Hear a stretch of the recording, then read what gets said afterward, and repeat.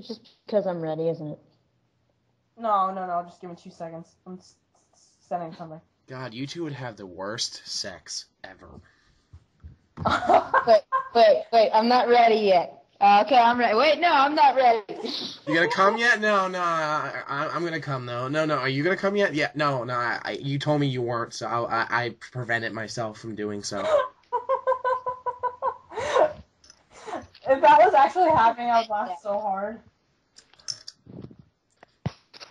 Okay, Fred, are you recording? Yes. Holy huge tits! What about Kate's tits? I said... What? What about kids' tits? She said, "Holy."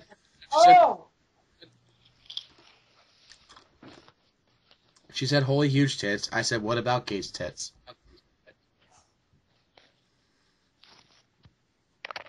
That's not true. Okay, so you want me to start? Yeah. So I don't read the parts in quotations, correct? So I just read like all those paragraphs right there. Yes. Okay. Do it in a funny voice too.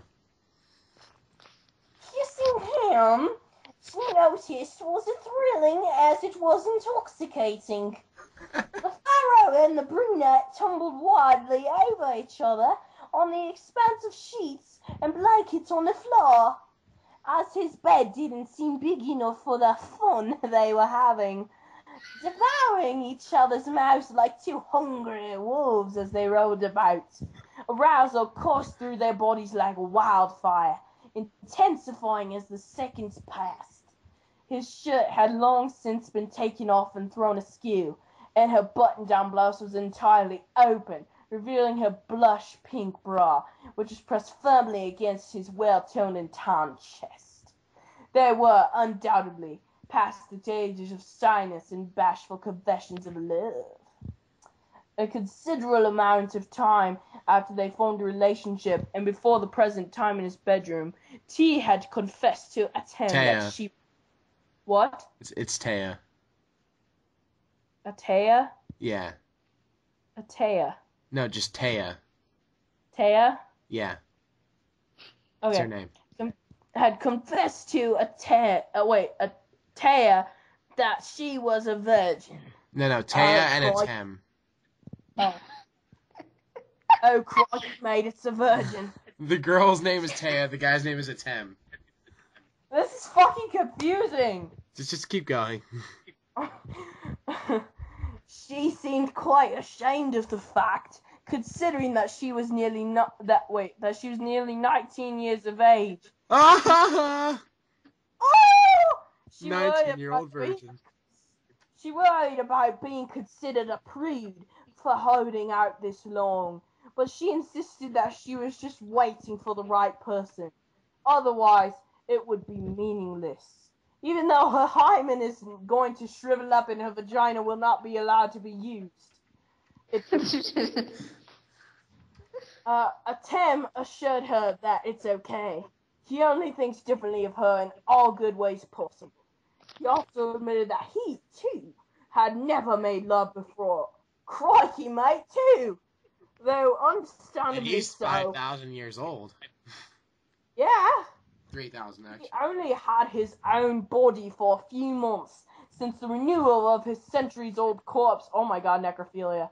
And the It's fucking sexy! Woo! Can't fucking take this anymore! Right? It took much research, effort, and energy, not to mention entirely much risk, but he finally managed to do it. But here they were now, all uncertainty lost, all worries and doubts cast aside. The passionate kissing continued on and on, only briefly pausing for the bodily necessary of air before resuming, while incessant moaning escaped from their throats. Oh! T's hands looped under his and grasped his strong shoulders, tightening her squeeze whenever a surge of pleasure ran through her body. Finally, they stopped rolling, as Atem spread his knees to anchor them, straddling her. He just couldn't stand it anymore. He had to continue on. This strange, almost overwhelming feeling. This crikey arousal was both foreign and exciting for him, and he was sure that he had never felt it to this degree as long as he can remember, if ever. It coaxed him to venture forward, to experience what was known as one of the greatest pleasures in life, to be inside of her, to make her his. Oh my. Oh my. He's right inside of her. Oh my god. And, of course, it would only enhance the satisfaction knowing that she would welcome him with open arms, or open legs, if you know what I mean in this case. It's fucking sexy. Ooh! Atem began kissing and nibbling tenderly on the fleshy part of the underside of her jaw, eliciting soft moans from the throat of the young woman beneath him. His hands, nearly on their own will, slid down the contours of her curvaceous figure, eventually arriving to the jean shorts that were hugging her hips. He tugged them gently downwards,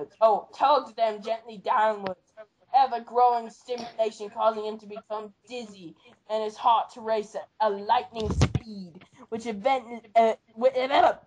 suddenly a hand grabbed his wrist, stopping the progress of his fucking. Wait. Atem ceased both his advancements at her hips and on her neck. He brought his face up to meet hers, wearing a perplexed, concerned expression. T's face was tense as she breathed heavily, as if she were about to cry. They were both still panting. What's the matter, Taya? Am I hurting you? Am I going too Taya. fast? Yes, I told you this. No. She whispered, seemingly genuine distress. I can't do this. I'm not ready. All the forward-moving currents of smoldering eroticism in the room seemed to come to a screeching halt. The prompt What? Boom! the prompt release of his wrist followed her last statement and his release of her shorts. Atem gradually sat up, freeing Taya from the entrapment of his legs as she sat up with him. Still, nearly at the peak of arousal, Atem sat uncomfortably, watching Taya curiously as she met his gaze with sorrowed eyes. It was then he noticed that she was trembling. Fear welled up inside him. Did he, consumed and usurped in his desires, unknowingly violate her? Do you want to stop? He asked, realizing too late that it was a stupid fucking question, as they had already stopped and retreated from each other. Taya swallowed, hard, still shaking. Her mind was tossing so many thoughts around. Taya swallows. It almost... What? Taya swallows. Oh! My. It almost resembled a blender mixing a plethora of many different fruits. How the fuck does anything resemble that? It's a plethora. I don't know. I mean, I do and I don't. She sighed quietly, feeling defeated by herself. I'm just scared. Do you want to talk about it? Atem the faggot offered. I will listen. Done, Queen! Taya stared at him, bewildered. Why would I do that to you? We were just horny as all hell. Oh, and I stopped us from going further. And now you would let me talk to you about it? That's just cruel, you bitch. Right. She hastily added. That's Kate's line. Yeah, that was my line, dude. Ah, fuck! We'll read the last part of that line, Kate. No, I would have started from the beginning. Fine, and restart the line. I don't care. Just do it. Fine. Just say bewildered. Bewildered.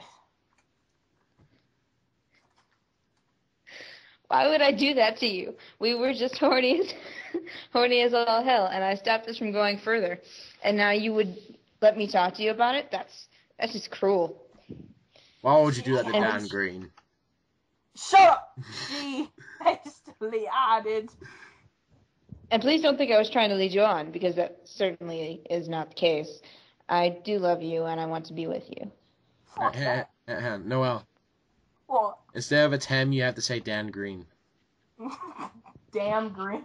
Dan Green. D-A-N Green. Dan Green, okay. But say it in a British accent like Don Green. Okay. Alright.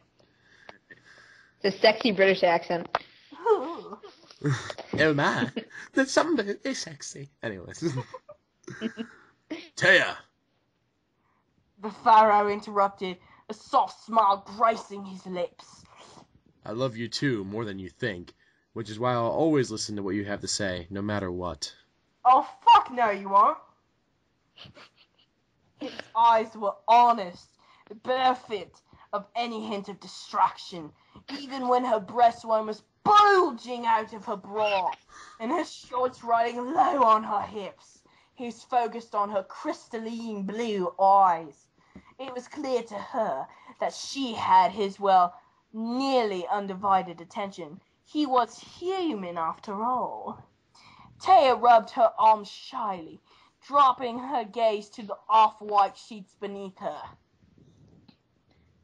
It's just that I've never felt this way for someone before. It's such a new thing for me, and that's what scares me. It scares you?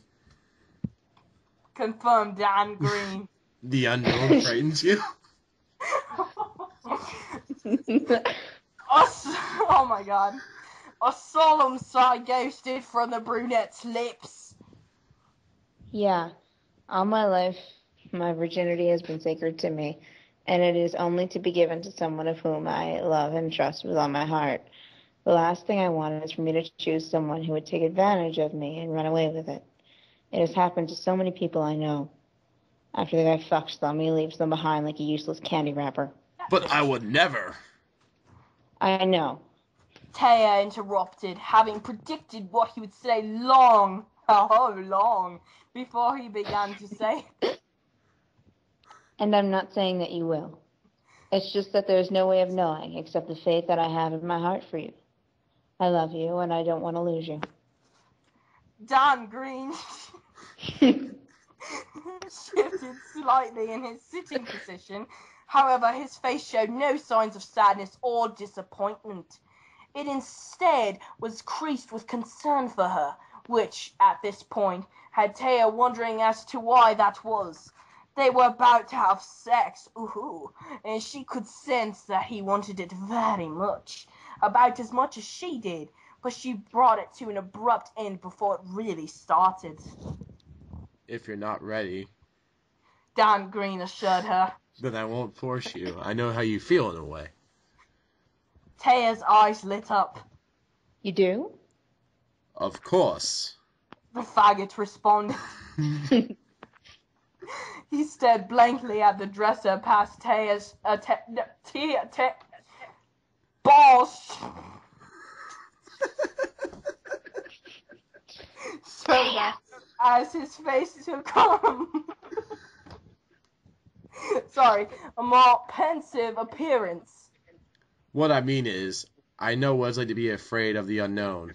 For 5,000 years, I had no idea where I was or where I came from. I was a wandering spirit with not an identity or recollection of one. For those 5 millennia, I roamed inside the Millennium Puzzle, surrounded by doors and stairwells leading to more doors and stairs. My only company in those doors and stairs that represented things I did not know about myself, and believe me, it was frightening. I get it, you like doors and stairs. What? Woo! Woohoo! Woo!